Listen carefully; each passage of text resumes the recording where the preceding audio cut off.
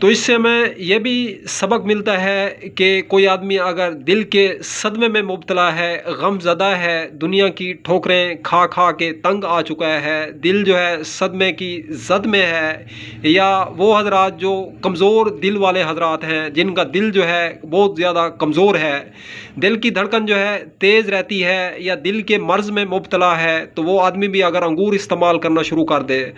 तो नाज़रीन इसका जो इस्तेमाल का वक्त है सबसे बेहतरीन और बेस्ट वक्त जो है वो मगरिब का वक्त है,